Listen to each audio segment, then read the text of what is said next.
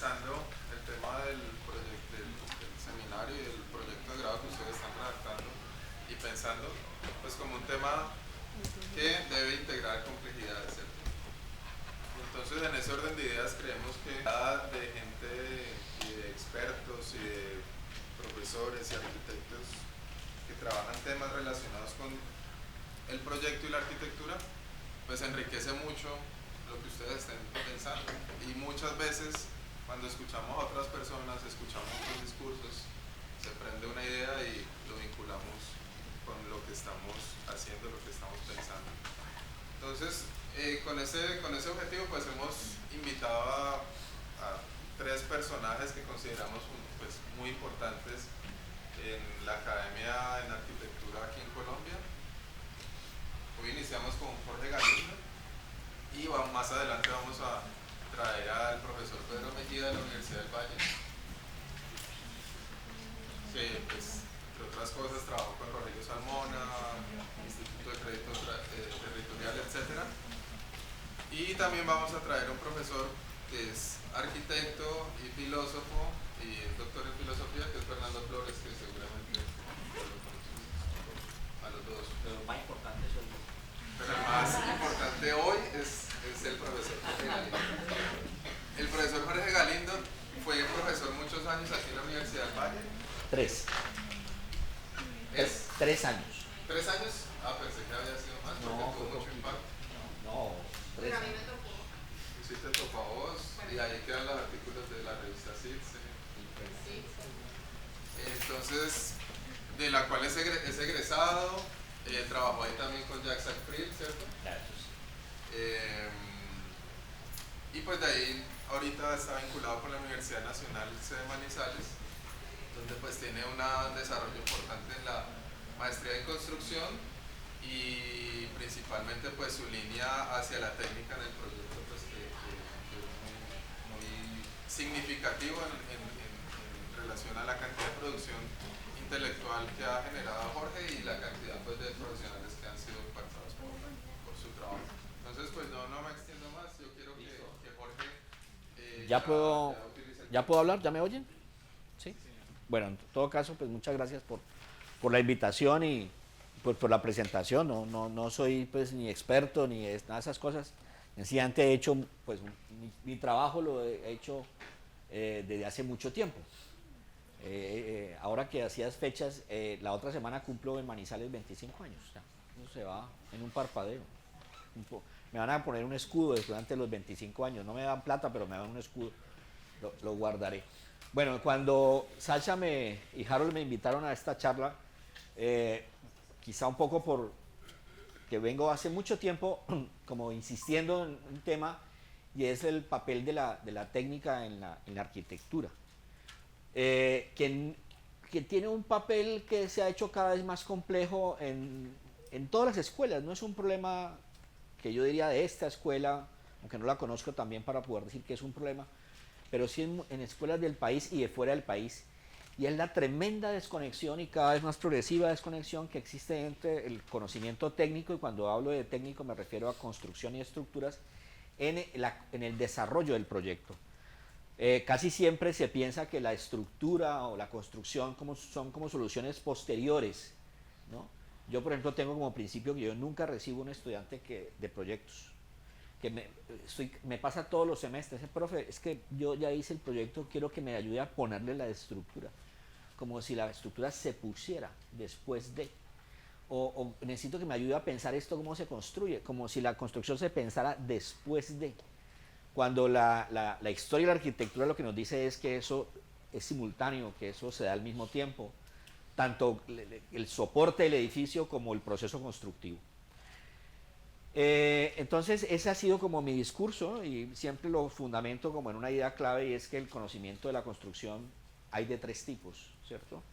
Hay un conocimiento de la construcción que es el que nos ayuda a construir, o de la tecnología, que nos ayuda a construir, evidentemente, y además hay otra cosa, esto es la introducción, ya luego me meto en materia más interesante, y es que el mercado profesional en Colombia absorbe mayoritariamente arquitectos que trabajan en construcción. No sé si eso lo saben, pues, pero Además, eso a mí, yo lo digo y luego me ponen en las evaluaciones docentes, el profesor Galindo me desanima en mi futuro.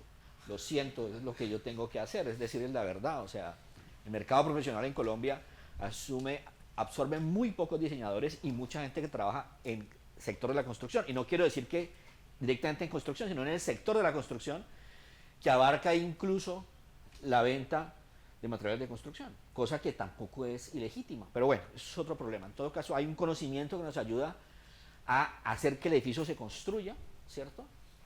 Otro conocimiento constructivo técnico que nos ayuda a hacer lo que hoy en día también ha cogido mucho vuelo, y es los procesos de auditoría, interventoría, control, verificación de procesos constructivos, entendiendo que el proceso constructivo es muy amplio. Y luego hay un último tipo de saber constructivo técnico, que es el que más debería estar presente, pero que menos está, y es el que nos ayuda a concebir los edificios. O sea, cuando usted va a diseñar, usted tiene que saber cómo esa vaina se va a sostener y cómo se va a construir. Y eso decirlo es fácil y todo el mundo está de acuerdo. Lo que pasa es que muy pocos lo hacen, muy pocos lo hacemos. Especialmente, y lo tengo que decir así, lamentablemente eso en los talleres se ve muy poquito. Pero, y les digo, aquí y en toda parte. Entonces, volviendo al punto inicial, cuando Sacha y Harold me invitaron, entonces yo dije, bueno, yo, ¿cómo organizo una charla? Entonces yo dije, voy a organizarla a partir de dos cositas.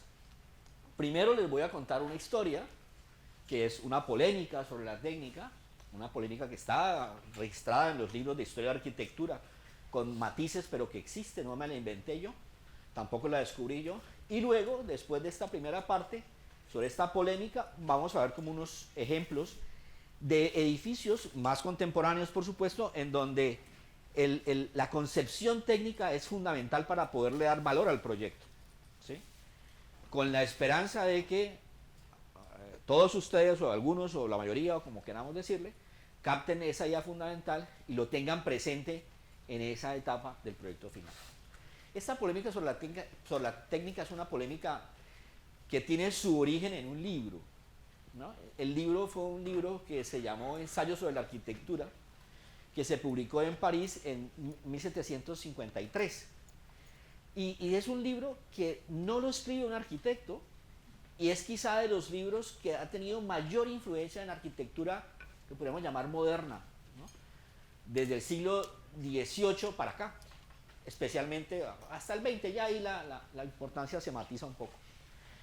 Cuando se publicó en el 753 era un libro que apareció anónimo, no tenía autor, aunque obviamente tenía un autor detrás, que era un sacerdote jesuita, Marie-Antoine Loyer. Loyer era un sacerdote que tenía una gran afición por el arte, era un anticuario, coleccionaba y negociaba con productos de arte y opinaba de arquitectura. Y Loyer publica este libro. Lo hace además un poco anónimo porque él no quiere figurar, él no quiere protagonismo, él básicamente lo que es un polemista, un incitador, y se consigue a un librero parisino que no tiene problema en publicarle su libro. En aquellos momentos los libros no, la gente tenía que pagar por publicar el libro. Duchesse publica el libro, y el libro va acompañado de una sola imagen, que es esta imagen. También muchos lo han estudiado como una de las imágenes más potentes de la arquitectura del siglo XVIII y XIX. Y en el libro, que cuenta muchas cosas, pero hay una idea que es clave, y es que Loyer entra a definir cuál es el origen de la arquitectura. La arquitectura, ¿de dónde nació?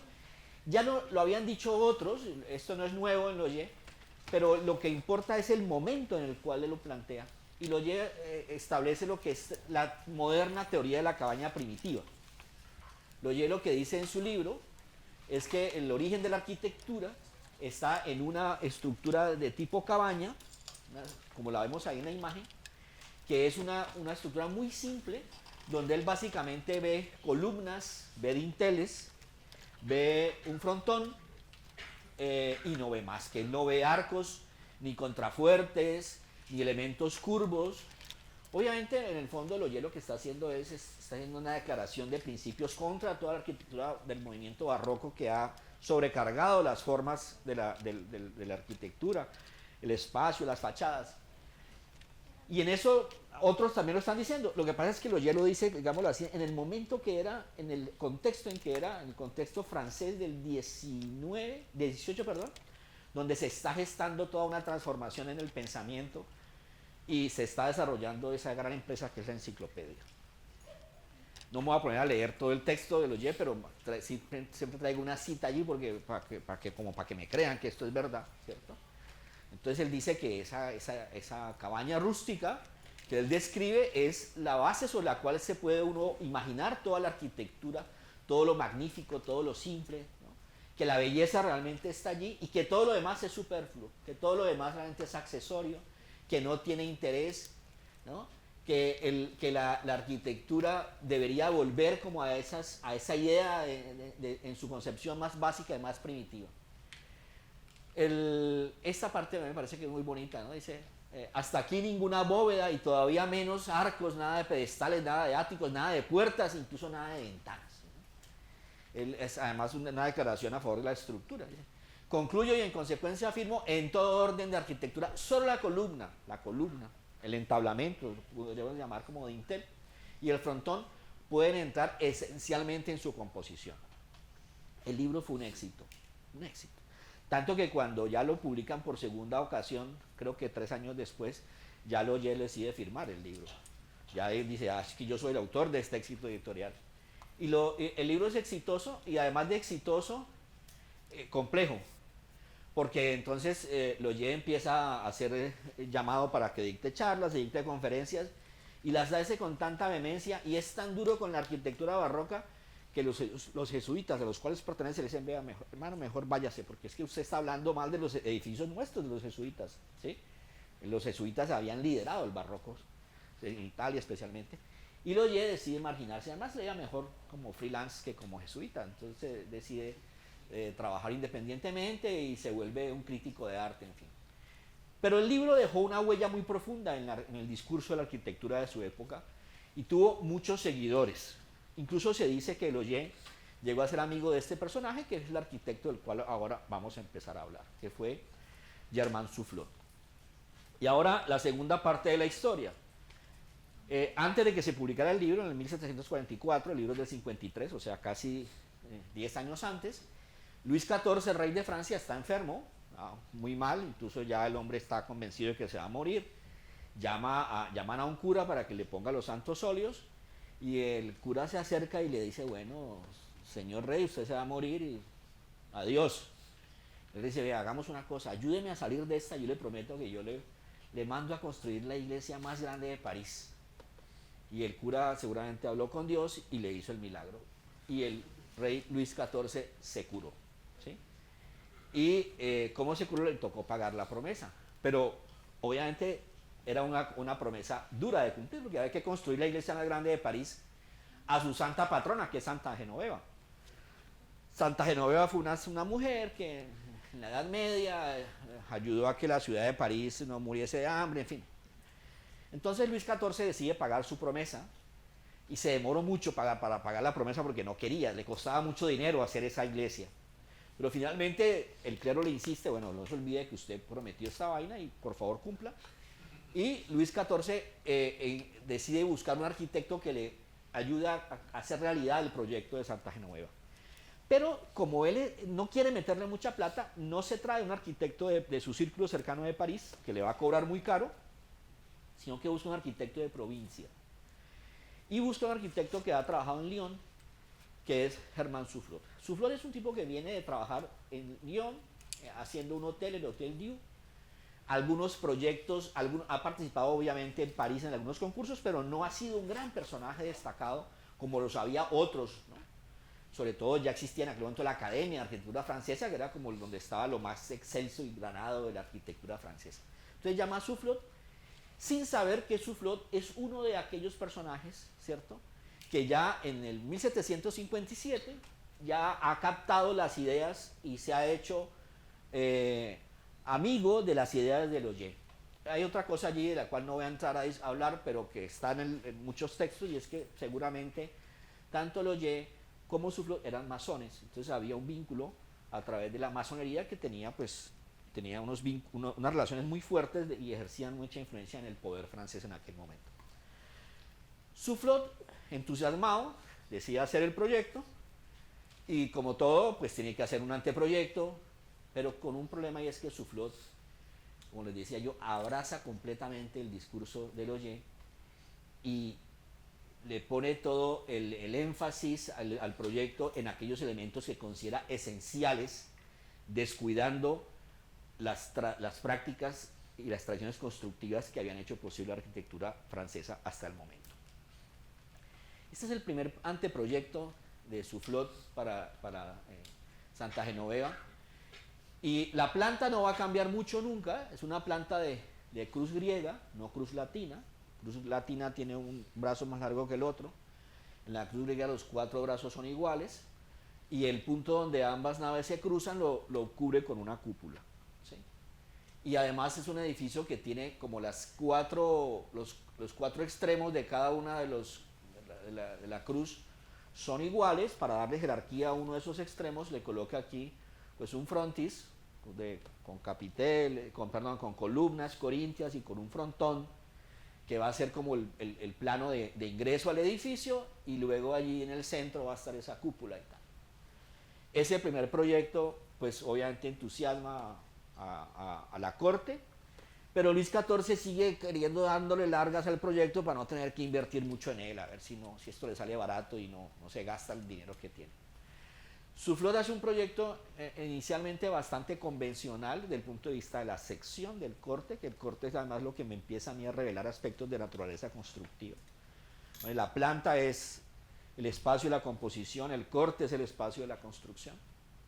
Un edificio con una cúpula normal, bajita, medio rebajada, un edificio en donde este elemento tiene un protagonismo pero desde el interior, pero no todavía desde el exterior. Lo que pasa es que cuando ya estudian mejor el sitio se dan cuenta que este proyecto va a estar construido en la parte alta de una colina y que su perfil va a tener mucha importancia dentro del perfil del paisaje urbano de París. Entonces ahí Soufflot quizá empieza a pensar que vale la pena levantar la cúpula porque le da jerarquía al proyecto y lo hace ver desde toda la ciudad, como hoy en día realmente ocurre. Y Soufflot, como le digo, lo que no conoce, porque a él no le ha interesado la construcción nunca, no conoce cómo han hecho para construir otros edificios que en ese momento son considerados los paradigmas de la arquitectura francesa. Entonces, esta es una parte que también para muchos, incluso ahora, ha sido casi desconocida, y es que los grandes edificios de la París, de Francia, del barroco, tenían, como llamarlo en colombiano, chambonadas constructivas.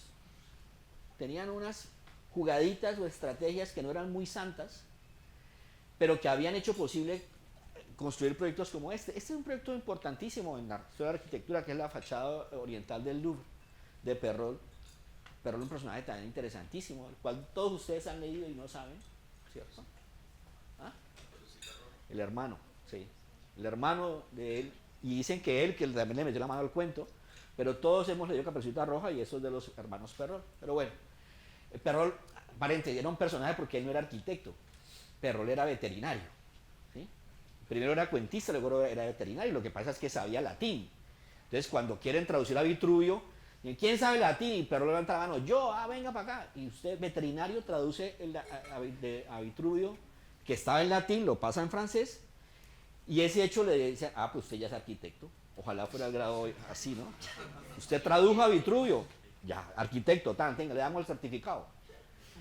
Y no solamente el certificado, le damos el proyecto más importante del momento, que es la fachada. Ay, Perrault, esta es una fachada diseñada por un veterinario. Y esa fachada, cosa que puede ser leída de muchas maneras. Una manera es que cualquiera puede ser arquitecto, y a la edad que sea, porque Perrault se vuelve arquitecto que ya tenía más de 30 años. Y él hace esta fachada que si uno la dice, no es una fachada, pero no, tiene una cosita importantísima la fachada, y es la siguiente. A diferencia de un edificio clásico griego, las columnas están puestas en pares de a dos. ¿Sí la ven? Las columnas no están puestas espaciadas como el templo griego. En el templo griego hay un espacio entre columnas y ese espacio depende de qué. Pero de qué, hay una cosa que determina el espacio del intercolumnio. ¿Ah? No, el dintel está sujeto a eso. Pero el espacio libre que hay entre una columna y una columna en el templo griego depende del diámetro de la columna. Llamado la atención para el profesor de historia. El espacio entre columnas en el templo griego es hasta 2 veces y media el diámetro de una columna. Más no. ¿Por qué? Por el dintel. Porque los dinteles en el templo, y allá voy. El dintel es de piedra. Si tú pones un dintel de piedra muy largo, ¿el dintel qué le pasa? Se parte. Porque el dintel es piedra que la piedra te aguanta la compresión infinita. Pero la piedra no te aguanta la flexión que implica la tracción. Entonces la piedra se parte. Por eso cuando Vitruvio dice en su libro que las columnas en los templos griegos eran tan juntas que no podían entrar las parejas cogidas de la mano por un intercolumno. Tenían que entrar de un hito. Las parejas tenían que soltar al noviecita para que entraran al templo. Pero Perrol dice, no, pero aquí no. Y además, si yo le pongo estas columnas tan seguiditas, voy a tapar la luz que necesito que pase al espacio interior. Entonces Perrol coge las columnas y las separa y las pone en pares. Al hacer eso está violando el principio clásico de la arquitectura. Está interpretando libremente el lenguaje clásico de la arquitectura, pero está generando un problema en el dintel. Y es que el dintel es más largo de lo convencional. ¿Sí? Entonces ya este dintel se puede partir, porque el dintel trabaja a tracción, a flexión, que la flexión es tracción en la fibra inferior y compresión en la fibra superior. Entonces, ¿qué diablos tiene que hacer Perrol para que ese edificio sea posible? Es una trampa, es armar los dinteles. Este es el blur y este es el detalle. Además está la ventana. Si el tipo coloca esto a la misma distancia, yo me asomo por esta ventana y veo una columna. Lo cual no tiene por qué ser así. Entonces yo coloco las columnas en pares, pero el dintel se me amplió. El dintel en francés, este dintel se llama dintel en platabanda. Platabanda. Platabanda es un dintel formado por cuñas. No es una pieza completa de piedra, sino que son cuñas, como eso se llama en castellano arco plano, y ese arco plano sí se puede caer, porque las cuñas pues no tienen forma de un arco y tienden las cuñas a separarse. Entonces, para que este arco en plateband funcione, hay que meterle varillas de acero por el centro. Eso se llama piedra armada, piedra reforzada. Era un gallo.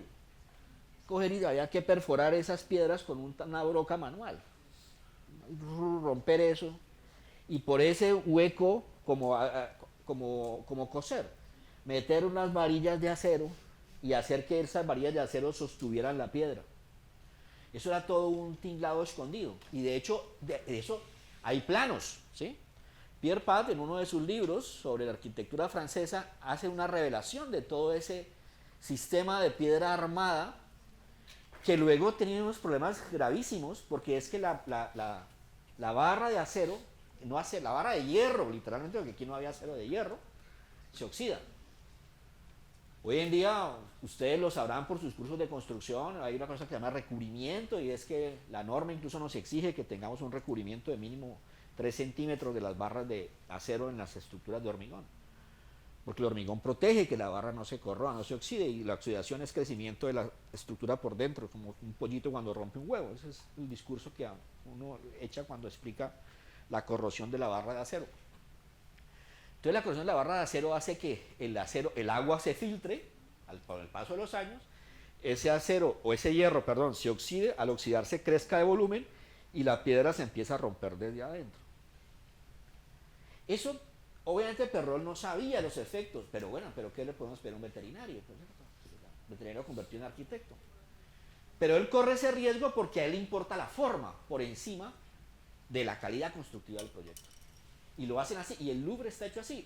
Por eso es que el Louvre cada tanto tiempo lo tienen que cerrar, esa fachada, y restaurarla, y rehabilitarla, Pero eso no lo sabía Soufflot, o sea, no sabía los efectos.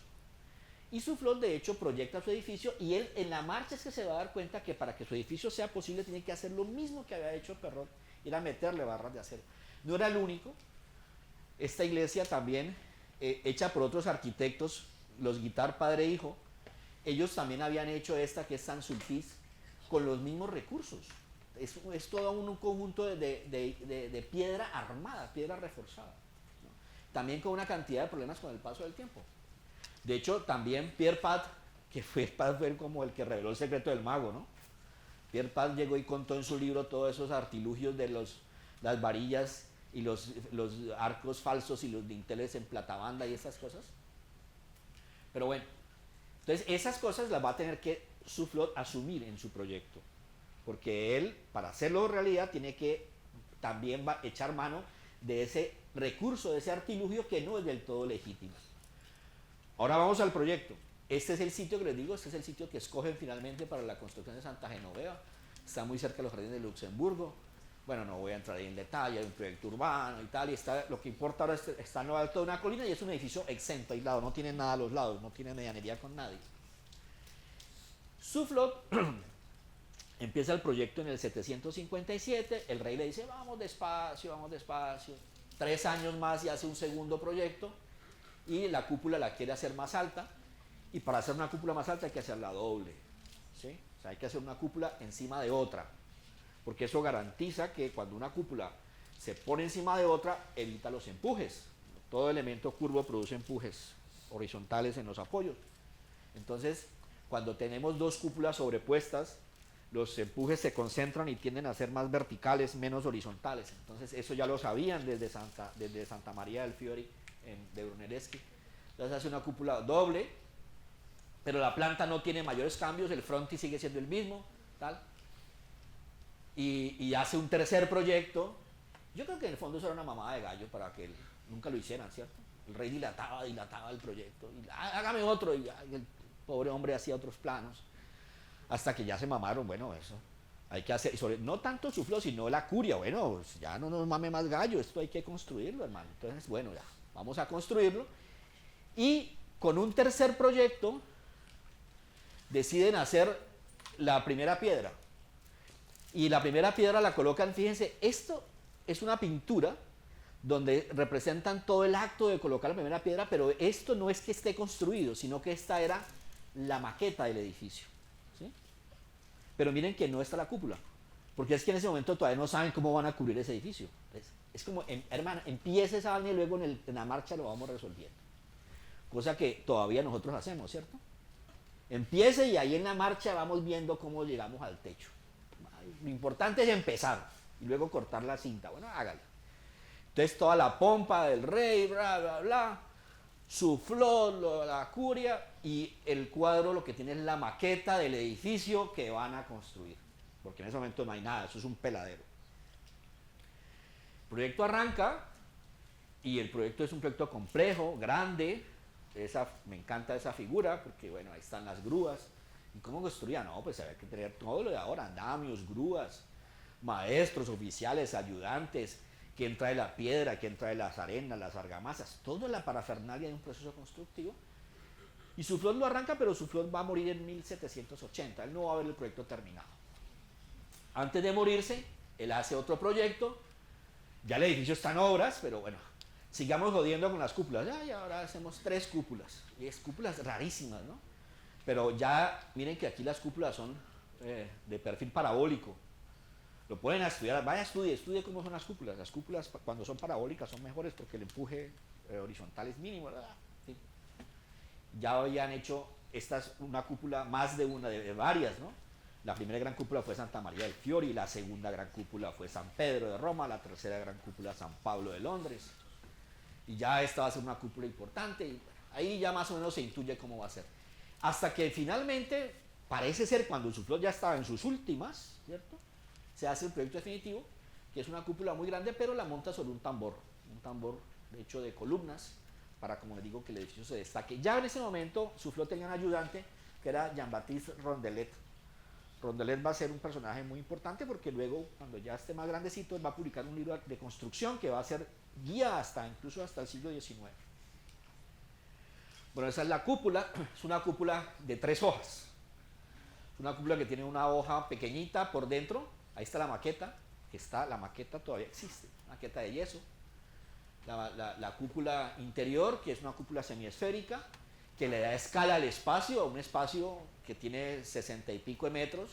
Hay una segunda cúpula que es parabólica, y una tercera cúpula que ya es más ornamental para que el edificio se vea desde afuera. No, esto es parte de otro cuento que es la historia de las cúpulas y cómo se hacen más complejas en el periodo clásico. Pero bueno.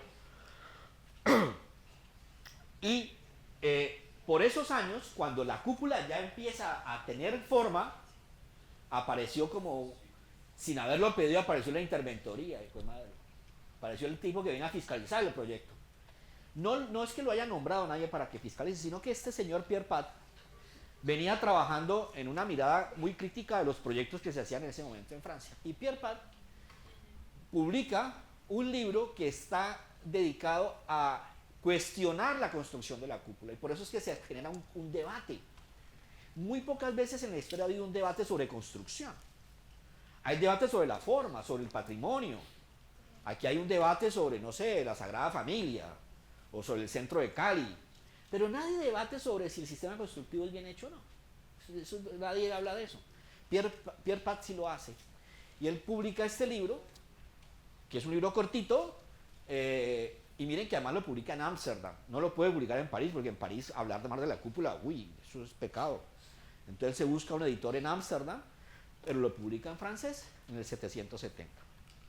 Y en ese libro Pierre Pat le da durísimo al proyecto, pero con argumentos, al proceso constructivo, ¿sí? Y uno de los argumentos, bueno, incluso la cúpula todavía no se ha definido muy bien cómo va a ser, pero ya Pierre Pat se imagina que póngale la cúpula que le ponga, ese proyecto va a tener problemas. Y él se sustenta en una cosa este dibujo es una maravilla, una cosa muy simple, y es que él compara el tamaño de las cúpulas de otras iglesias con el tamaño de las pilas o las columnas que soportan esas cúpulas. Aquí tengo la imagen del original del libro. Entonces, por ejemplo, él compara San Pedro, la iglesia de San Pedro. Este es el tamaño de la cúpula. Este es el tamaño de la columna. En San Pedro las columnas son como de 12 metros de grosor. Una barbaridad. No sé si ustedes tienen en su cabeza una iglesita que se llama San Carlo en Cuatro Fontana, ¿de quién es San Carlino? De otra Corchada, hay que devolverla a la universidad. De esos arquitectos del barroco italiano. Bueno, la iglesia de San Carlino, si quieren luego la buscan en internet, San Carlino cabe aquí. O sea, si uno coge la planta de San Carlino, esta columna es más grande que San Carlino. O sea, es una columna, la hijueputa. Borromini que fumaba marihuana. Se inspiraba, fumaba chi porque la marihuana no existía. Y en una traba Borromini se levantó y cogió la espada y mató al ayudante. Y cuando se dio cuenta, pues puta, maté a mi mano derecha, y se hizo el harakiri. Borromini muere haciendo el harakiri. Una historia para una telenovela, ¿cierto? Pero bueno, San Carlino cabe en la columna de San Pedro. Esa es la concha ondulada. Sí. Y el centro, pues, que es como Sí. San Carlos en Cuatro Fontanas o San Carlino. San Carlitos, porque es que es chiquitica, pero cabe de esta. Bueno, esta es otra. San Pablo de Londres. Es más pequeño el diámetro, pero, puta, miren. Columnas que ya no es una, pero son aquí 2 y una grandota. Val de Grace, estas ya son parisinas, la Sorbona, los Inválidos, y cuando llega a Santa Genoveva dicen, esto es para no sentarse a llorar. Puta. Miren el tamaño de esta, esto es Santa Genoveva. Es casi tan grande como San Pablo en diámetro, pero miren la puta columna tan pequeñita que le pusieron. Aquí lo tengo en detalle. ¿Vean? Entonces, este diámetro, este peso, va a descargar en una sola columna triangular, porque Soufflot está todavía enamorado del discurso de Lejeune, donde él ve columnas, frontones, dinteles. Él no ve el arco, no ve la bóveda, no ve la cúpula, porque la forma lo gobierna a Soufflot. Y Soufflot no es capaz de pensar constructivamente y le pone esta columnita y Soufflot obviamente dice no, yo estoy en lo cierto, y además tiene un grupo como de lambones, ¿no? No se deje de ese señor Pierre Paz, hágale, diga para adelante, y puta, eche ese edificio para arriba. Incluso van y le ayudan. Por ejemplo, un señor Gotay, que en ese momento está desarrollando la teoría de resistencia de materiales, va y le ayuda y le dice, vamos a ensayar piedras y verá que esas piedras aguantan. El edificio es un laboratorio, y de hecho en un sótano del edificio montan lo que sería el primer laboratorio de resistencia de materiales. Cogen piedras a reventarlas y las piedras aguantan. Es que el problema no era la piedra le aguanta, el problema era la composición, la relación entre forma y construcción del edificio que estaba descuidada. Y cuando llega al frontón y llega a la cúpula, pues le toca hacer lo que han hecho los otros, lo que hizo el arquitecto veterinario y lo que hicieron los otros arquitectos que hicieron Saint-Sulpice, y es llenar esa vaina de hierro. Entonces le meten, este es el detalle real del frontón. Entonces miren ustedes como hay unos arcos falsos escondidos que uno por fuera no puede ver, porque aquí hay una escultura, y mete los dinteles planos con unas varillas de hierro, y esas varillas tienen como una especie de anzuelos de los cuales estas piedras están colgadas. Esto es una fantasía. Constructivamente es lo que uno nunca debería de hacer, pero se hizo. Y el edificio, y además, y casi que Soufflot y luego su alumno Rondelet hacen gala, se sienten orgullosísimos de lo que están haciendo, ¿no? Y no les da pena mostrarlo, no lo están escondiendo, antes lo están mostrando así como si fuera un logro del proyecto. Y el proyecto, cuando ya están a punto de empezar la cúpula, el proyecto se llenó de las columnas aquellas ya están todas fisuradas. Y tampoco les da pena, ¿sí? Entonces Rondelet publica un libro donde publica las grietas. Que no, pero esas grietas son normales al proyecto. Pero ¿cómo normales van a ser esas grietas? Quiere decir que el proyecto, incluso por su peso propio, ya tiene unas heridas que luego no se van a resolver cuando le cargue más todavía el edificio con el peso. Y el mismo Rondelet, en su memoria publica esto, y él dice, no, pero es que mire, con este encofrado que le estamos armando a la cúpula y tal, ¿no? Esto va a aguantar. En fin. El edificio, afortunadamente luego el edificio no se volvió iglesia. O sea, nace como una iglesia, pero luego, poco tiempo después, aquí ya había pasado. Ya la Revolución Francesa, que pues es laica, ya dice, este edificio no lo vamos a destinar a ser una iglesia, lo vamos a destinar a que sea el panteón, o sea, la tumba de los franceses ilustres. Y hoy en día lo conoce la gente como el Panteón. Y allá en el sótano está enterrado Voltaire, Rousseau, creo que Diderot, María Curie, o sea, Honorato de Balzac, toda la élite francesa está enterrada allá abajo. Si el edificio se cae, no mata a nadie porque ya todos están muertos, ¿sí? Pero es un edificio al cual, bueno, antes acabo la historia. Y el edificio finalmente, Pierre Paz, que es el que empieza a hacerle la interventoría, pues no puede. Pierre Paz es desechado, es olvidado, y Rondelet termina el edificio. Y lo terminan, pero yo creo que lo terminan, creo yo, esa es una teoría mía, lo terminan sabiendo que el edificio tendrá problemas toda su vida, y los ha tenido. En el 1814, ya después de inaugurado, hay un proyecto de reforzamiento, porque es como la terquedad, ¿no? O sea, después que se no, sí, reforcemos, pero cuando ya para qué, ya nos tocó. Entonces hay un proyecto de reforzamiento de las columnas, que está registrado en el 814, y luego en el 871 hubo que restaurarlo todo, ¿sí? Esta es una foto del 871. No es que esté en obra, es que está todo apuntalado porque empezó a fallar aquí, empezó a fallar allá, y el edificio sigue en esas. En 1800 decidieron cerrarle todas las ventanas. No hay ventanas. Aquí se nota. Estas eran ventanas, ¿sí las ven? Están tapiadas. Porque el edificio no tiene área suficiente para soportar el peso de la cúpula. Entonces dijeron, sabiamente, si le cerramos las ventanas, la carga desciende por los muros y tenemos más área. Entonces es un edificio que no tiene ventanas, solamente tiene la puerta de entrada, no más. Por dentro es oscuro y está obviamente la cúpula. No se puede negar la calidad espacial, las columnas, los dinteles. Ese es el interior y aquí arranca la cúpula, como Harold comentaba ahora, en esta iglesia que no es iglesia, está colgado el péndulo de Foucault, que es el péndulo que se usó para demostrar que fue el movimiento de la Tierra, tal vez. Un físico francés, ahí está colgado un péndulo porque se tenía la altura suficiente y el péndulo va marcando en el piso una rayita que indica que la Tierra se mueve. Pero, por ejemplo, hoy en día todavía pasa esto. Imagine que usted haga un edificio y que le pongan esto por todos los lados. Esto no es mentira. Por su seguridad, no pase. No pase, entonces no pasa. ¿Por qué? El edificio se está cayendo a pedazos. Entonces el techo, ya todo esto es como una especie como de cinta mágica, pero una super cinta que es para que la piedra no se desmorone. Porque todas esas varillas de hierro por dentro están rompiendo la piedra desde adentro.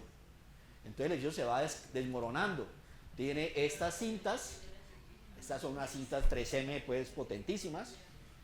Tiene unas zonas con unas telas para que si se cae una piedra quede en la tela y no le caiga a usted en la cabeza. ¿Sí? El edificio, si usted lo mira con detalle, tiene grietas por todos lados. Está haciendo aguas.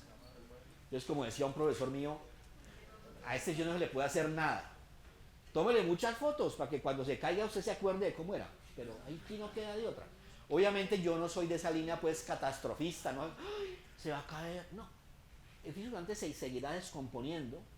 Llegará un punto en donde se va a prohibir el ingreso y de pronto llegará un punto en donde ya no se puede hacer nada más. Pero ese es un legado con el cual todavía vivimos.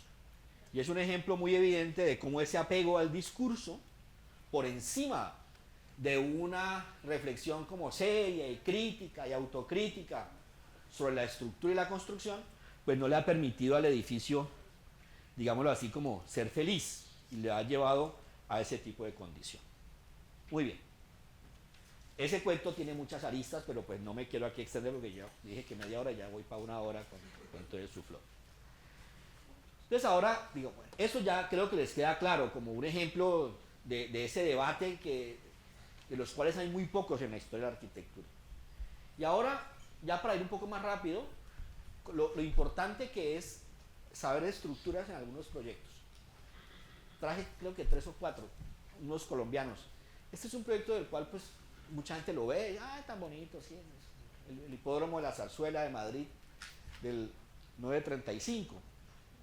Un proyecto donde los arquitectos nadie sabe quiénes se lo hicieron.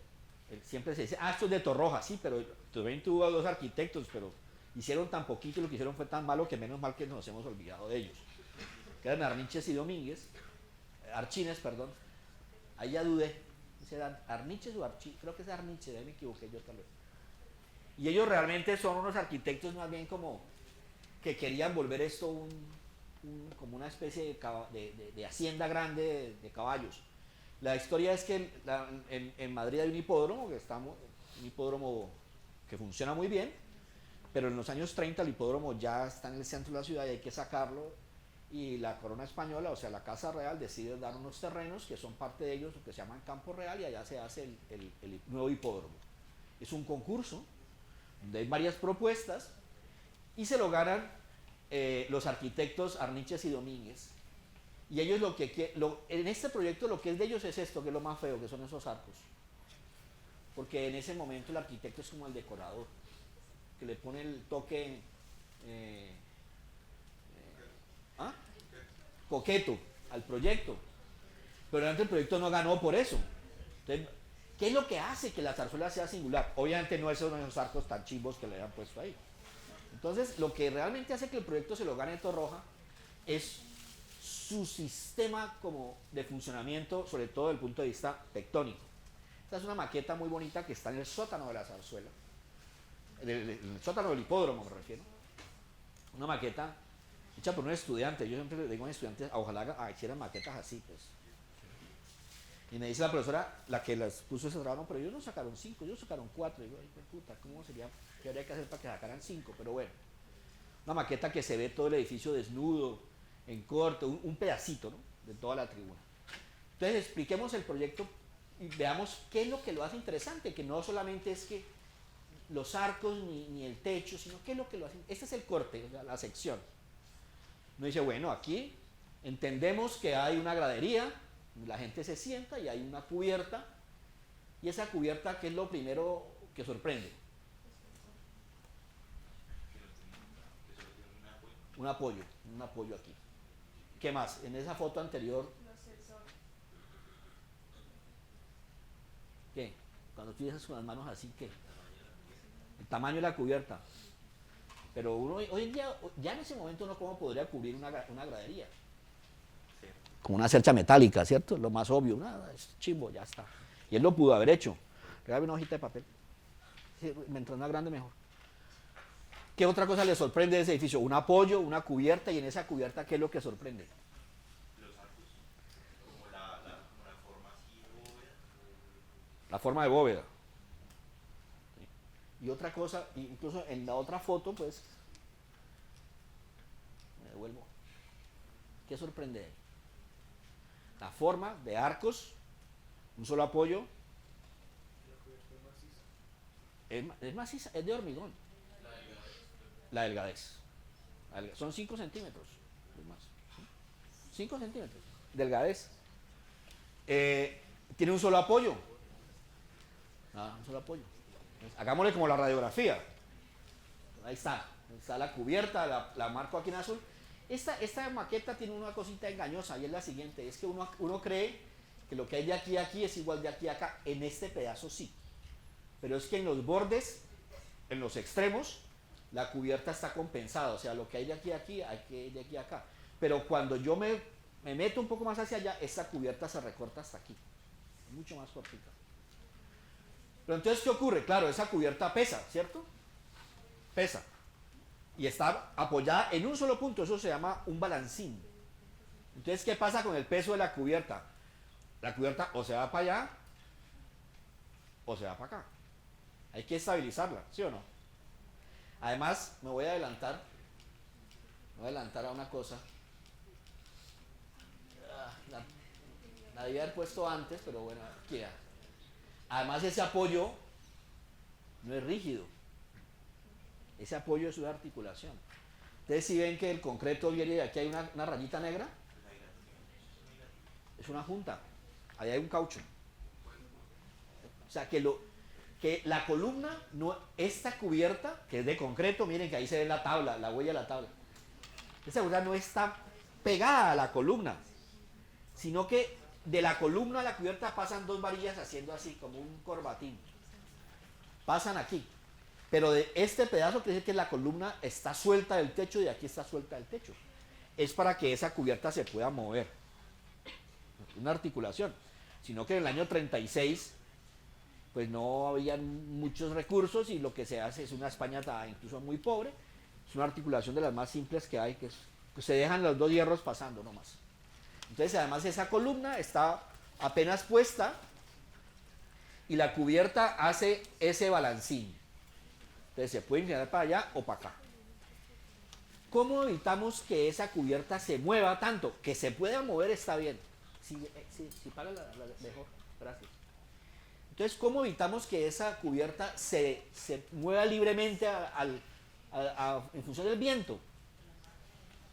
¿Amarra cómo? ¿Con el palito? No, ¿usted en qué semestre está? ¿Usted en octavo dice palito? Como cuando arquitecta le van a decir, ¿y eso cuánto mide? Dice, no, eso mide un jurgo. ¿Sí? Entonces, y eso que yo he visto en los arquitectos, no, eso mide un jurgo y además córrale un pitico. ¿Sí? Definición de pitico, la 10.000ª parte de un jurgo, ¿cierto? Más o menos ese es el lenguaje un tensor. Entonces, pero sí, estamos en lo cierto. Esta cubierta, para que no se mueva así, le puso un peso. Y le colgó a la cubierta de acá, por este palito llamado tensor, le cuelga esta cubierta. Y esa cubierta lo que está haciendo es un contrapeso, desde el punto de vista estructural. Pero desde el punto de vista funcional, ese es el ingreso. O sea, cuando yo estoy, uno llega a la zarzuela por aquí. Yo llego por aquí y entro por un plano sin columnas. Me puedo meter aquí, y luego aquí, este es el sitio donde ya están las taquillas donde uno hace la puesta a los caballos. Y luego subo por esta escalera y llego al vomitorio y me siento aquí. Y aquí arriba, en esta losa, que es la parte de encima de esta cubierta, yo salgo y me fumo un cigarrillo entre carrera y carrera. Y ahí está. Pero lo realmente clave es que Torroja lo que está haciendo es, está creando una estructura en equilibrio perfecto, donde todo está compensado. La cubierta está diseñada para que parezca como un ave que va a arrancar el vuelo, pero no se levanta a volar porque tiene un contrapeso que lo está sujetando, no al suelo, pero sí le está colgando un peso que evita que ella se mueva. Y esa cubierta no son arcos, no son bóvedas, son golondrinas. ¿Ah? Son cáscaras, pero no van de apoyo a apoyo, van así y esta se curva así. O sea, esto no lo puedo hacer aquí con el papel, pero esta iría de aquí a aquí así. ¿Sí me entiendes? Sí. Ahora así. Aquí se ve, se juntan aquí. Esas son tres. Esta es 1, 2 y 3. Se juntan en la cresta, no en el valle. ¿Sí? Porque para poder, como tienen un solo apoyo aquí, entonces las agarras de aquí. Las agarra del doblez y vuelan así, más o menos. ¿Sí me entienden? Y eso es lo que las hace resistentes. O sea, agarran, empiezan desde el bar y luego se repiten en arriba. Así es. No son bóvedas. Bueno, sí. Son golondrinas. Y es que a Torroja le obsesionaban las golondrinas. Ustedes cuando son niños le decían, pinte un pajarito. Ay, sí, papá, el pajarito. Divino ese pajarito. Eso es una bóveda golondrina. Entonces la bóveda realmente son bóvedas que están agarradas aquí y aquí se corta y aquí arranca la otra. Claro, entonces las tiene apoyadas desde aquí. Pero no es que la bóveda descargue haciendo empujes. No, estas bóvedas no empujan. Esas bóvedas llegan y directamente hacen que la carga sea vertical y ¡pum!, se va al piso. ¿Sí? Y ese detalle hay que saberlo leer, ¿sí? Pero es clave en el proyecto de Torroja. Y además eso es lo que permite, repito, que las pueda agarrar de este punto. Es como si yo, ahí si el pajarito lo voy a lanzar y él va a salir volando. ¿Sí? Y eso es tremendamente poderoso, porque es lo que permite hacer el proyecto. Ese juego de cosas en equilibrio. Si no, el proyecto no tiene sentido. O le pongo una marquesina de esas de metal y ya está. De hecho, ese es como su símbolo secreto. El símbolo de Torroja es la golondrina. Ahí está. Porque él casi todo lo hace así. Incluyendo otros proyectos, como el frontón Recoletos es una golondrina, por ejemplo. Y bueno, ya desde el punto de vista constructivo, Torroja no tenía pues computador, no tenía cálculo estructural. Entonces él tenía que hacer modelos a escala. 1, 2, por ejemplo, en un taller, en un patio, los hacía, mira, aquí se ve clarito el modelo. ¿Sí? Y le colocaba encima bultos de arena hasta que se reventara. Póngale. Y además hace él intuye cómo son las armaduras, los aceros, ¿no? Más o menos dice, bueno, esto se me va a deformar por aquí, entonces yo por aquí le pongo más hierro. En el centro está la columna y está la canal, además esa es otra cosa, por el centro va el bajante de agua lluvias. Este no es Torroja, pero era un obrero de él con mucha valentía, ¿no? Pararse de abajo a ver si esa vaina se le cae encima. Cárguela.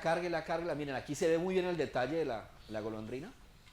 Y luego, hasta que se rompió. Y ya, entonces ya sabe el límite. Hasta cuánto eso le puede cargar. Cuál es su capacidad resistente. Y si seguimos viendo, el proyecto tiene una cantidad de detalles que, en donde lo constructivo y lo tectónico son como la fortaleza del proyecto. Entonces, por ejemplo, aquí lo que yo les mencionaba. Miren el proceso constructivo, ¿no? Las columnas, cómo se hacen, estas columnas.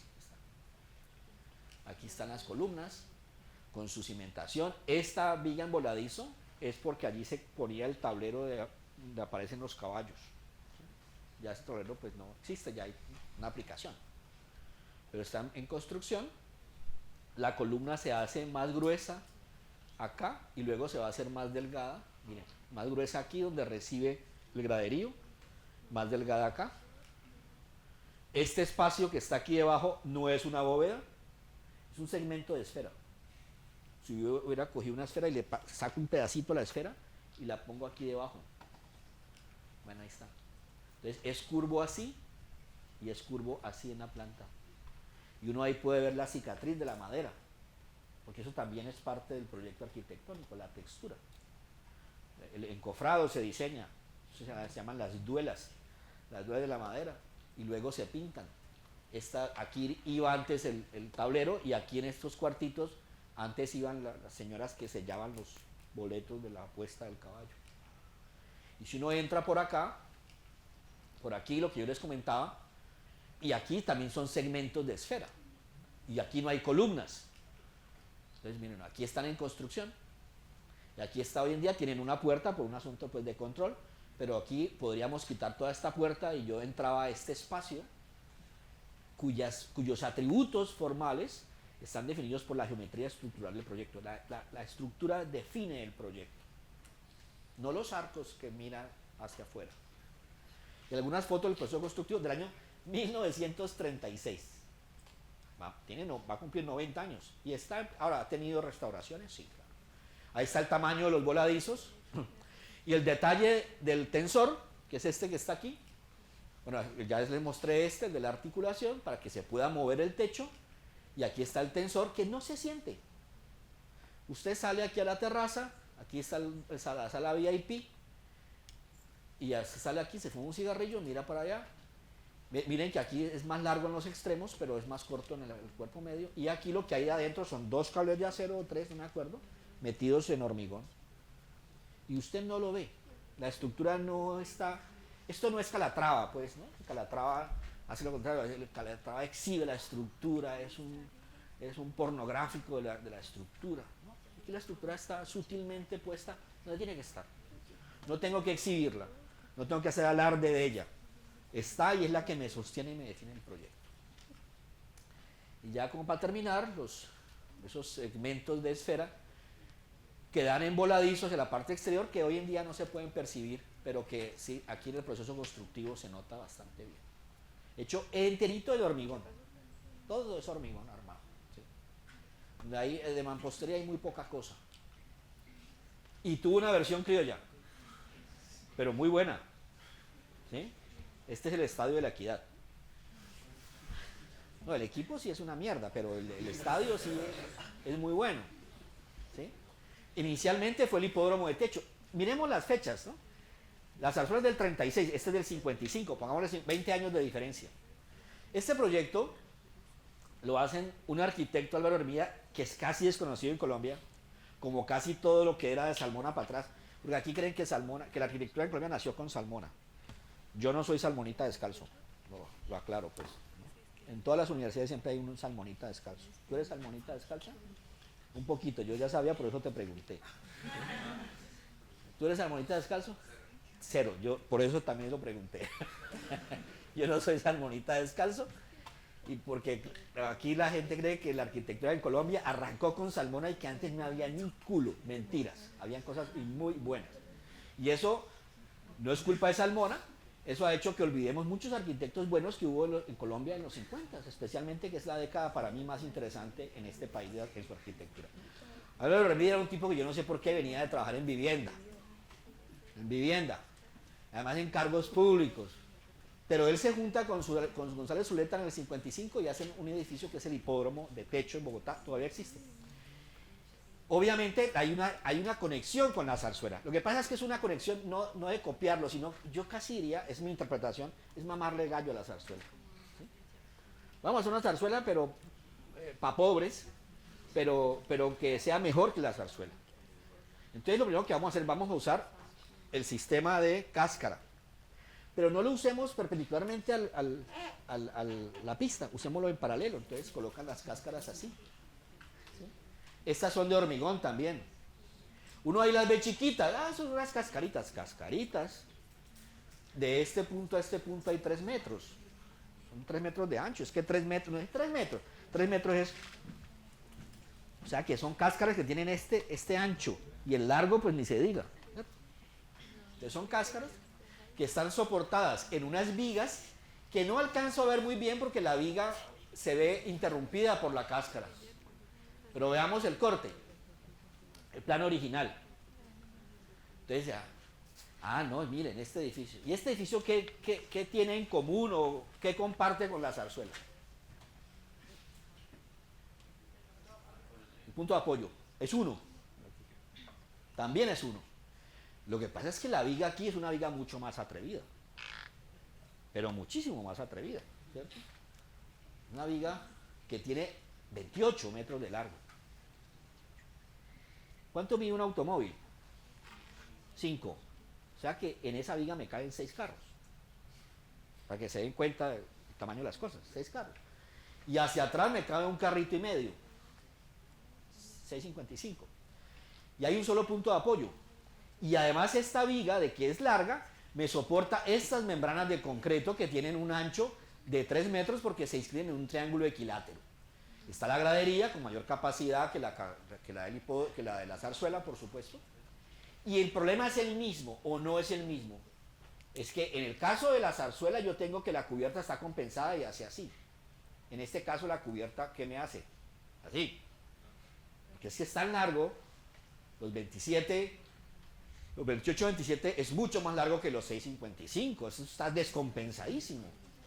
Entonces, ¿cómo hago para que este techo no se me haga así? ¿Con qué? Con un tensor, que es lo que está aquí. Este es el corte y este es el tensor. Y este tensor, en el caso de la zarzuela, el tensor cuelga un peso, hay un contrapeso. Aquí no. Aquí el tensor sí va hasta el suelo. La ventaja es que lo disimulan en la fachada. Y en la fachada hace parte la carpintería metálica. Entonces uno cuando va al hipódromo, al viejo hipódromo del Techo o el Estadio de la Equidad, uno ve una carpintería metálica, pero no sabe que ahí escondida está el tensor. Y este es el tensor, que hace que todo esto no se descompense. Y ahí están a la misma escala, los dos edificios. Misma escala. Entonces miren, es la capacidad que tengo yo para reelaborar el proyecto, para aprender del problema. ¿Sí? Y es un problema puramente constructivo. Yo no tengo que saber calcular estructuras. Yo lo que tengo es que pensarle, tengo que entenderla, tengo que hacer un esfuerzo por diseccionar la estructura. Y ese es siempre el llamado que yo hago. Entonces, el principio es el mismo, las dimensiones son otras, la solución es distinta. Pero allí hay una reelaboración del problema constructivo y del problema estructural. Y ese es un buen edificio, al cual tampoco se le mira mucho. Obviamente González Zuleta fue un personaje que participó en muchos proyectos. Pongo como segundo y creo que ya es el último caso, si no ya el penúltimo, voy bien. Es un proyecto tan pendejo, tan tonto, todavía existe. Un proyecto que fue la sede de los carros Volkswagen en Bogotá en el 54. En los 50 llega la moda del carro para clase media en Colombia. Y el primero que golpea es la Volkswagen, aunque eran caros, pero... Entonces este es un edificio que está pensado para resolver el problema de la Volkswagen. Tiene un pabellón aquí grandote que es cubierto con membranas de hormigón, que es el edificio donde venden los carros. El segundo piso era una gran vitrina, miren, aquí no hay ventanas, pues no hay muros, era un gran plano de vidrio, y aquí en una tarima inclinada montaban los carros Volkswagen lindos, brillantes, lustrosos. Y aquí abajo habían otros carros, y usted entraba aquí y apenas usted entraba lo agarraba un vendedor y venga, siéntese y firme las letras, y llévese el Volkswagen por cuotas. Y acá, en esta terraza, era donde guardaban los carros que iban llegando por barco. Entonces los subían por esta rampa y en esta terraza unos los guardaban bajo techo y otros los guardaban al aire libre. Pero aquí lo que yo llamo el cuerpo E era como un espacio más bajito y que estaba detrás de la sala de ventas. Era el taller de mecánica, o sea, la postventa. Cuando ya usted compra el carro y al cabo del mes hay que hacer el cambio de aceite, filtros, que la llanta, que no sé qué, había que llevar el carro aquí y hacerle el mantenimiento. Claro, esto tenía que ser bajo cubierta para poder que el carro, pues, no sea que estuviera al sol, no se dañara y tal. Este es el edificio hoy en día, aquí está. Hoy, lamentablemente, esto hoy en día es un supermercado con subsidio. Está en la 26. ¿Sí? Los que conocen Bogotá, por ahí pasan. ¿Sí? Ahí está. Le han cerrado la doble altura, se la cerraron, le cerraron toda la vitrina, pero se mantienen las cáscaras. Y lo interesante es cómo se resuelve ese tallercito de mecánica. Esta es una foto que todo el mundo cree que esta foto es de aquí, pero no, esta foto es de un proyecto en México. Porque esa es otra cosa, y es que uno cree que hoy en día con internet uno es el putas de aguas, que todo está conectado. En los 50 estaban muy bien conectados también. Habían otros medios de conexión, que eran las revistas, los libros, los viajes. Los arquitectos viajaban mucho, iban y miraban, tomaban fotos y tal. Este es un taller de una litografía, pero en México. Pero la solución es la misma, y era que este espacio tendía a ser muy oscuro. Entonces, para que entrara luz, le colocaban estos bloquecitos de vidrio. Pero además, para que no fuera tan oscuro, esto es más bajito, y entre esta losa y esta losa hay un espacio por donde el aire circula y tal. Entonces, claro, primero, esta membrana pues está muy bien, es una membrana de hormigón, delgadita, 5 centímetros, ya se sabía hacer membranas en Colombia, con sus claraboyas, y por este lado la membrana está apoyada en esta viga, y esta viga está apoyada en columnas. Hasta ahí muy bien, 5 en estructura, ya está. Pero ¿y por dentro? Por dentro la cosa no era tan fácil, porque si esto es un espacio donde yo voy a tener unos carros entrando, saliendo, acomode, reversa, métale por aquí, este es más largo que el otro, estas columnas, si las pongo del lado de adentro, joden muchísimo. Entonces, estos arquitectos, con González Zuleta, que era el asesor estructural, deciden hacer esto. Esto es un dibujo porque la foto ya no se puede tomar. Está todo subdividido. Entonces, por dentro, ¿qué hacen? Cogen esta viga y en lugar de apoyarla en columnas, la cuelgan. Esta viga está colgada por los mismos tensores que usó Otto Roja en la zarzuela, pero ahora están usados aquí. Entonces, esta viga está colgada de esta otra viga, que realmente más que la viga es del punto donde se conecta la viga de borde con la viga estructural. Entonces, estas columnas me soportan esta losa grandota de arriba, pero esta viga parece flotar, pero no está flotando, sino que esa viga está colgada de estas otras por esos tensores. Y yo puedo moverme en este plano con el carro, meterle reversa, hacer la mecánica, y las columnas no me están molestando. ¿Lo pillan? Bonito, ¿no? Potentísimo. El valor del edificio no está en sus atributos plásticos. Hombre, los tiene. La membrana, dime. Profe, pero discúlpame, esta viga, ¿cómo recibe esa carga si está recibiendo fricción? Mejor. Es que cuando una viga está en voladizo y tú le haces carga en la punta, compensa el momento del tramo intermedio. ¿Sí? Pero entonces, que eso, por eso se llama esta parte así. Lo importante de saber estructuras. No es que tú sepas calcular. Los arquitectos no calculamos, no necesitamos calcular. A mí hay un personaje, no voy a decir en dónde para que no sepan cómo se llama, pero hay un personaje que se presenta como arquitecto e ingeniero. Digo, eso debe ser una mezcla muy berraca. Eso no sirve, ¿no? Nosotros no necesitamos arquitectos e ingenieros a la vez. Necesitamos arquitectos que entiendan estructuras e ingenieros que entiendan arquitectura. Pero cuando se juntan las dos carreras, hay estudiantes que me dicen a mí con ese tema de la doble titulación, es que yo quiero hacer las dos. No, haga huevonadas, no haga las dos carreras. Haga una, hágala bien hecha. Y más bien hace un posgrado en la otra cosa. Pero no haga dos a la vez, eso no sirve para nada. Porque realmente en el fondo son conceptos distintos. Lo que necesitamos es entender la estructura, poder sacarle partido. Ahí es donde yo iba, ¿no? Es poder entender como esa capacidad que posee el comportamiento estructural, el conocimiento del comportamiento estructural, para poder sacarle partido en beneficio del proyecto, en hacer mejor un proyecto, en poder explotar esas posibilidades y hacer una arquitectura mucho mejor. Además, en este caso, en Colombia hay un tema que aquí no voy a profundizar, y es que esta arquitectura es más barata. Una arquitectura que se hace con muy pocos recursos. ejemplo, la zarzuela también. Yo podría traer aquí a Norman Foster, ¿cierto? Y a Calatrava. Pero es que esta es una arquitectura que se hace con muchísimo dinero. Esta no. Es una arquitectura del lugar, con muy pocos recursos. Con mucha actitud, pero poca plata. Y creo que esta es la última. Esta es una historia también bonita. ¿Conocen este edificio? ¿Sí o no? No. Este es el Colegio Gimnasio Moderno.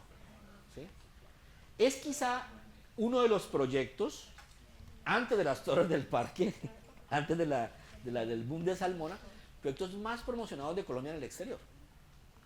Es la capilla de los Santos Apóstoles del Gimnasio Moderno, diseñada por un arquitecto que murió muy joven, llamado Juvenal Moya Cadena. Él era cucuteño, estudió en la Nacional en Bogotá, pero no se cuidó una gripa y se murió en el 58. La normal de señoritas, ahí en el barrio Nacional. ¿Sí? Hizo muchas cosas durante lo poquito que vivió. Y ese proyecto fue importante. Y bueno, fue la manera en que logró que sus hijos entraran al Gimnasio Moderno. El Gimnasio Moderno es un colegio de élite en Bogotá. Y él quería que sus hijos estudiaran allí. Ya no, es que usted es arquitecto. Para que se den cuenta. ¿Usted arquitecto? No, usted no puede tener los hijos aquí. Entonces yo le regalé un proyecto. De la iglesia, la capilla. Ah, bueno, listo, ya por ahí. Metió los hijos al colegio. Igual no sirvió, los hijos luego los cogieron en Estados Unidos por coca. Ese ya es un chisme doméstico. Pero bueno, eso es otra historia.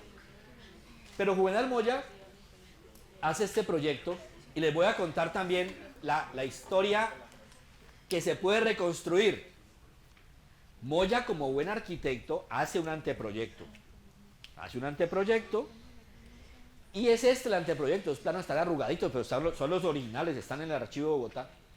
Y él hace una planta en forma de cruz. Miren, la planta en cruz, las columnitas, ¿cierto? No columnas, son unos arcos que van por debajo de la membrana.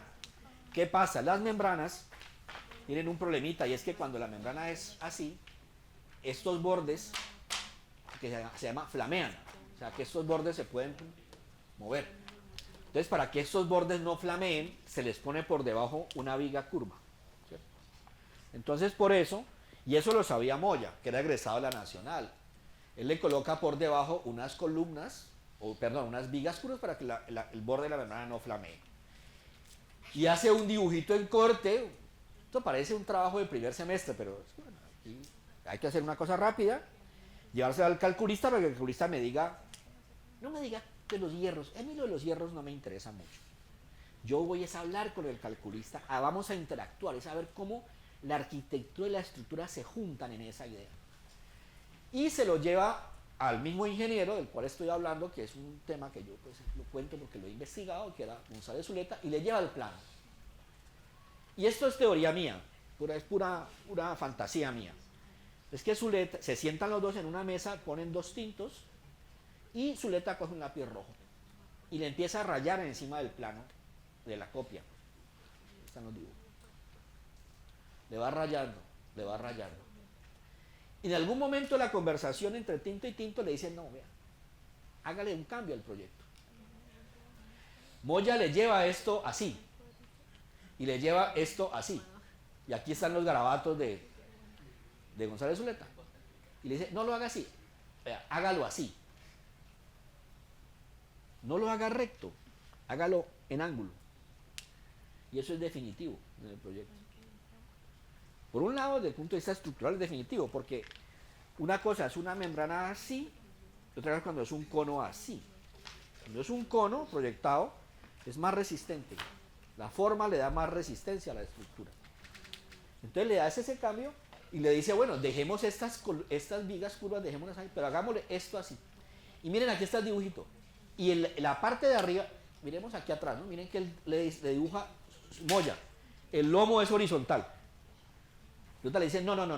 Hagamos el lomo, hagámoslo inclinado para que esto sea como un conoide, una cosa que se entierra. Y eso lo hace más resistente el proyecto. ¿Y sí? Vean el proyecto definitivo. El cambio entre el anteproyecto y el proyecto. ¿Sí?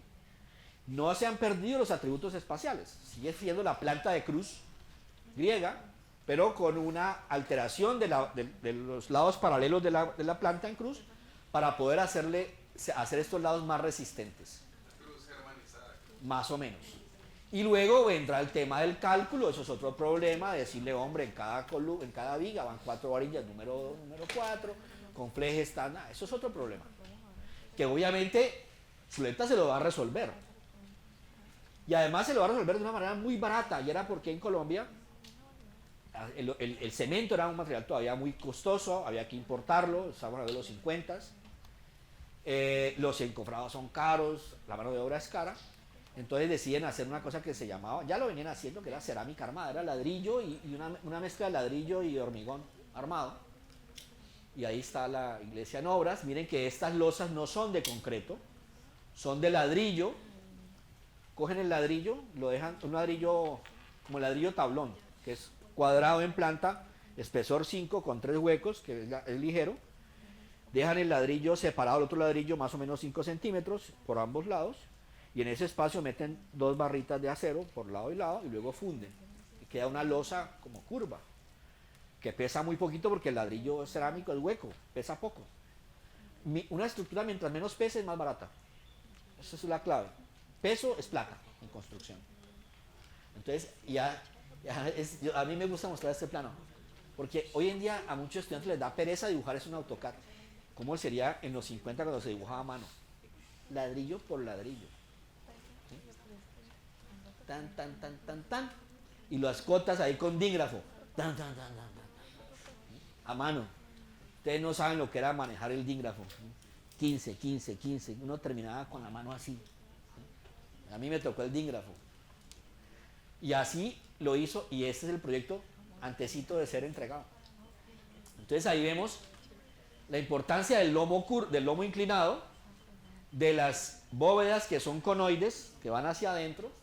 Vemos las vigas, tengo pegada la palabra, las vigas curvas de adentro, y luego esto lo llenará de cristal.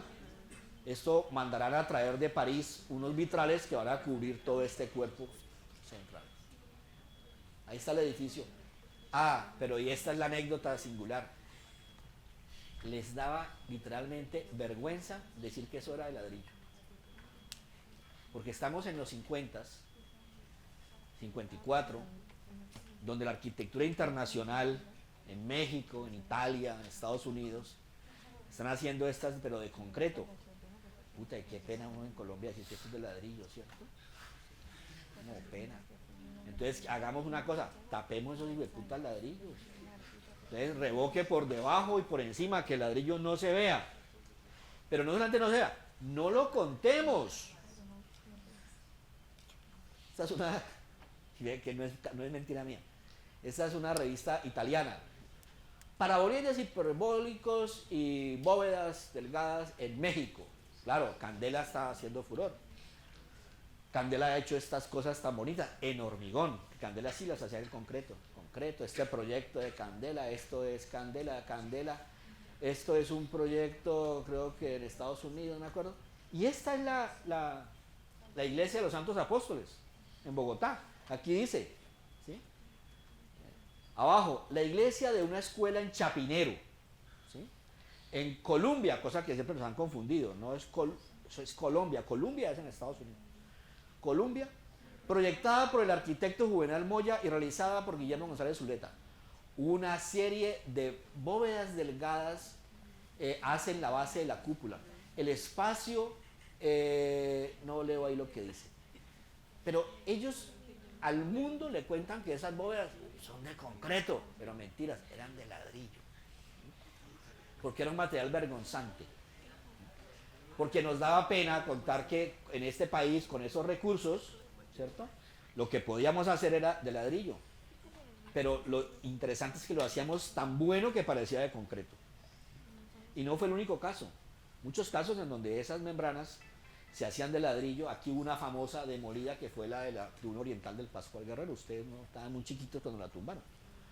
Pero esa tribuna oriental del Pascual Guerrero era enteramente de ladrillo y luego la demolieron. Era igualita a esta. Ahí está. Y ahí termino, con esos ejemplitos que creí que me iba a demorar más. ¿Sí? Entonces, me gustaría que hablaran ustedes, que yo ya hablé mucho, tenemos todavía un ratito. ¿Les sirvieron los ejemplos? No, de nada. Pero ese es el mensaje, es decir, es la importancia del... Yo sé que uno dice, bueno, no, es que yo no aprendí estructuras, no importa, pero es la conciencia de eso y la importancia de ese elemento, no por un problema de cálculo, hay que sacarse eso de la cabeza, es un problema de cómo la estructura y la construcción potencializan el proyecto. Quizá lo insistí menos, pero la construcción es muy importante. ¿Cómo lo voy a hacer? Moya sabía clarísimo desde el comienzo que lo iba a hacer en cerámica armada, o sea, en ladrillo con viguetillas, porque él sabía que en Colombia en ese momento el hormigón, el concreto, perdón, el cemento que no me da resistencias muy elevadas, entonces me toca, y además es caro, el hormigón requiere más cuidados, el fraguado, el vibrado, el fraguado, el curado.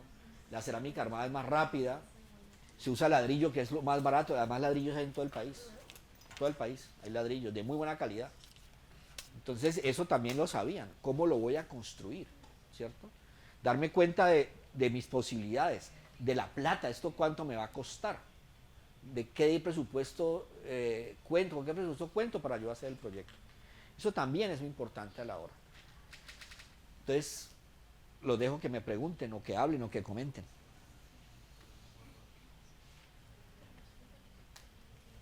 Ahorita que mostrabas la zarzuela, me acordaba de esa casa de coljas de Bordeaux, que trabaja más o menos con el mismo principio, ¿no? Contrafuerte y una viga con... No la conozco, No la, la verdad no la conozco. Lo importante es que el principio ha sido muy reconocido, llamémoslo así, ¿cierto? y es una casa pequeña y esa pues nos asombra a todos, pero pues aquí hay ejemplos más. Sí, bueno, la zarzuela es, pues, es como muy contundente y sobre todo que fue un proyecto muy publicitado. Torroja tuvo una ventaja, es que cuando Torroja, después, ya en los años 40 y 50, él se vuelve un ingeniero al servicio del franquismo, ¿cierto? Franco sí, era un hombre de derechas. Franco le entrega a Torroja el Instituto del Cemento y la Construcción, que hoy en día se llama Instituto Torroja, por él. Pero es decir, Franco le da a Torroja un gran centro de investigación en hormigón.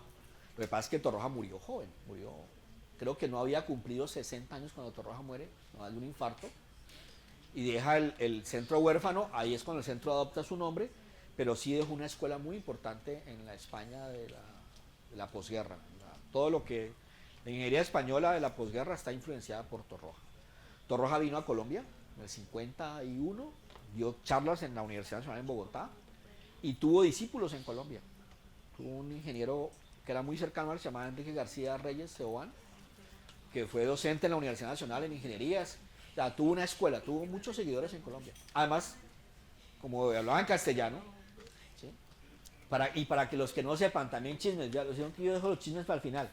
Torroja era amigo íntimo de Fran Loy Wright, pero íntimo, o sea, cuando Wright iba a España se quedaba en la casa de Torroja, y Torroja igual se quedaba en la casa de Wright, eran muy cercanos. Y bueno, eso, y Torroja tiene un libro que yo siempre lo recomiendo, que se llama Razón y Ser de los Tipos Estructurales. Es el libro de estructuras más completo que hay y no utiliza una sola fórmula, no hay ni una. Razón y Ser de los tipos estructurales. Se consigue en internet, gratis pues. Tiene todas las fotos de sus proyectos, porque Torroja además utiliza sus proyectos como referencia. No tiene una sola ecuación, que es maravilloso para los que estudian arquitectura, porque aquí los estudiantes cuando entran, yo soy docente en primer semestre, no saben sumar, no saben restar, multiplicar, dividir, leer ni escribir. No saben eso. Y se gradúan. Algunos han mejorado un poquito, menos saben despejar una de y igual a A por B. Mentiras. Pero en todo caso, a los arquitectos que les da tanta alergia a las matemáticas, el libro de Torroja es muy bueno porque no utiliza fórmulas y explica los sistemas desde el punto de vista cualitativo. Ese libro ha sido traducido al inglés, al francés, al chino, al árabe. Quizás es de los libros de estructuras más traducidos en el mundo y que sigue siendo válido porque es un libro de los 50. Obviamente la versión en castellano tiene algunas palabrejas que ya suenan a uno como raro, pero es un libro que todavía tiene mucha validez. Y lo otro, Jorge, pues que es muy interesante cómo un edificio es una influencia o es una alusión a otro, Sí. y el proyecto, digamos, toma la mano de unas ideas de otra persona. Y no solamente por la forma. Exacto. Estamos acostumbrados a que, bueno, este edificio pues fusiló al otro, ¿cierto? Uno dice, no, las cáscaras de Juvenal Moya está copiando la iglesia de Oscar Niemeyer en Pampula, ¿cierto? Pero aquí la forma de resolver tectónicamente el problema. El uso del tensor, el uso de la viga en voladizo, además sobre la tribuna. Obviamente conocía a Torroja, eso está clarísimo. Y que aquí tenemos ejemplos en Cali que toman de esto, ¿no? De estos ejemplos que trae. Por ejemplo, el mercado de Carulla de San Fernando. Ah, bueno, ese ya es el paraboloide, sí, sí, sí. Que tenemos la iglesia de Fátima, etcétera, etcétera. Sí, sí. Es que O la galería esta de Siloesta de la 50, ella también tiene un principio. los paraboloides, Sí. sí, ese es otro problema. Paraboloide era una solución de muy bajo costo para cubrir espacios grandes. Es decir, un paraboloide es una estructura que te cubre en planta cuadrada hasta 10 metros de lado, o sea, 10 por 10 son 100, con una columna. Eso te hace un paraboloide. Y un paraguas, que son los de Siloé. ¿Sí? Y ese proyecto es un proyecto... Y vale la pena el chisme también que sea un proyecto de grado. Claro, era el proyecto de grado de 12 estudiantes de la Universidad del Valle, Livia Justi y Eli Burkar. Cuando la Univalle tuvo la primera mujer arquitecta, que fue María Teresa Arizabaleta, la primera mujer arquitecta. Y las segundas eran dos que eran amigas inseparables, hasta viejitas. Yo las vi, ya las dos murieron. Yo las vi en el 2018, ya las dos ancianitas iban juntas a las conferencias de la SCA, aquí en Cali. Eli Burkar y Livia Justi. Ese lo sacó Pacho. Sí, ya como para un homenaje a Livia Justi. Pero Livia Justi, por ejemplo, hace ese proyecto y ella es la arquitecta del Coliseo del Pueblo, que es una estructura... ¿Ah? Sí, pero Richardson era el hombre de las dimensiones de los campos de fútbol. Él era experto en arquitectura deportiva. Pero el tema estructural es de Livia Justi, porque además Livia Justi, ella fue mi profesora de estructuras, ella era una enamorada de toda la arquitectura de Fray Otto y los cables y estas cosas, una señora que sabía mucho. ¿Sí le tocó Livia Justi? ¿No? No, ella era un personaje. Livia Justi llegaba a la universidad con chofer. Nosotros éramos estudiantes de la Universidad del Valle, que escasamente teníamos para los tenis, ¿cierto? Y Livia Justi llegaba con un chofer, que era un negro con guantes blancos, así era para hablarlo en crudo, y le abría la puerta. ¿Sí? Livia Justi llegaba sentada atrás, y el chofer se bajaba y le abría la puerta. Livia Justi se bajaba así, para no untarse los zapatos de polvo. Era una profesora maravillosa, ¿sí? Maravillosa.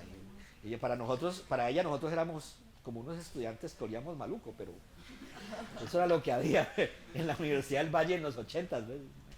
Pero fue una gran profesora, Livia Justi. Pero bueno, ya son chismes de cocina, pero me interesa lo otro. ¿Usted qué dice, profesor? Eso siempre pasa. Eso, tranquila, que eso siempre, hasta las mejores familias pasa eso. No, yo quiero, pues, como primero que todo agradecerle mucho, Jorge, porque creo que es como un gran insumo esta charla que tuvimos hoy para ustedes. Que me parece un reto, como que traten de que todo esto que nos contó hoy Jorge pueda quedarse en ustedes, puedan aprenderlo con la H, apropiárselo de alguna manera para lo que viene, para lo que están haciendo, lo que viene hasta, digamos, en la academia y después. Creo que son pequeñas joyas que, pues, digamos, podemos dejarles y esperamos que ustedes aprovechen de la mejor manera. Y en este caso concreto del seminario proyecto de grado, que lo asuman como ese reto para poder proyectar lo que van a hacer el siguiente semestre con su proyecto, teniendo en cuenta como esto que escucharon hoy. La importancia de entender que la arquitectura se piensa como holísticamente,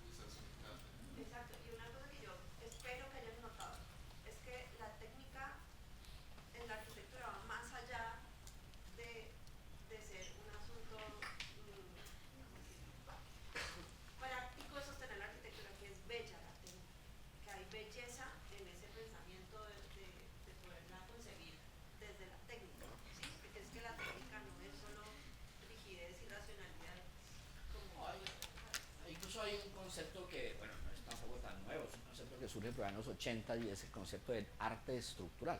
Eso es otra conferencia. Y es cuando algunos ingenieros civiles han abordado también el proyecto, que el proyecto se vuelve una obra de arte, aunque es un proyecto estructural, sobre todo en algunos puentes, ¿no?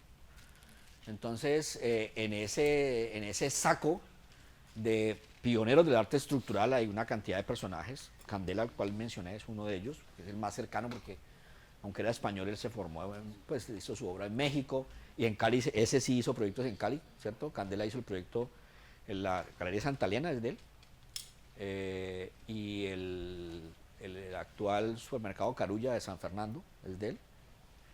Hizo otro que ya tumbaron, que fue la Textiles El Cedro, donde hoy en día es Imbanaco.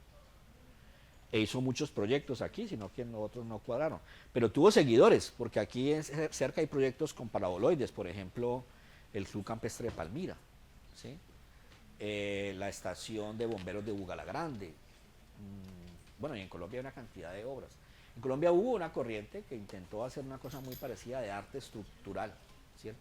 En Cali, Rodrigo Tascón, que también fue profesor de la Universidad del Valle, ¿tampoco te tocó? Un poquito. ¿Y te regañó? Claro, porque Rodrigo regañaba a todos sus estudiantes. Me acuerdo estar en ese edificio a las 6, pasó un 28 de diciembre, así viendo el desfile. Ah, pero ese era Rodrigo Uribe. Pero Rodrigo, No, no, Rodrigo Tascón es un arquitecto que hizo una obra, un arquitecto de aquí, de Roldanillo, que hizo unos proyectos en Cuba muy buenos, unos paraboloides. No, y Rodrigo Uribe, que lo hizo de otra manera, pero Rodrigo Uribe es el arquitecto del Parque La Loma de la Cruz, ¿sí?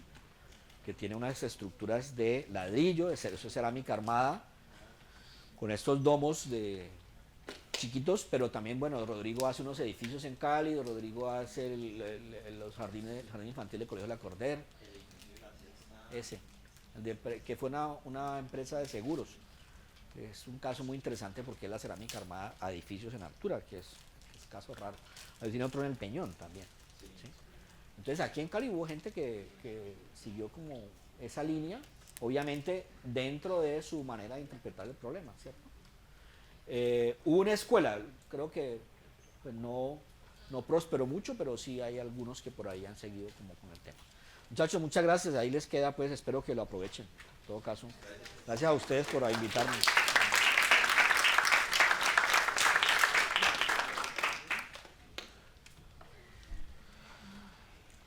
¿Listo?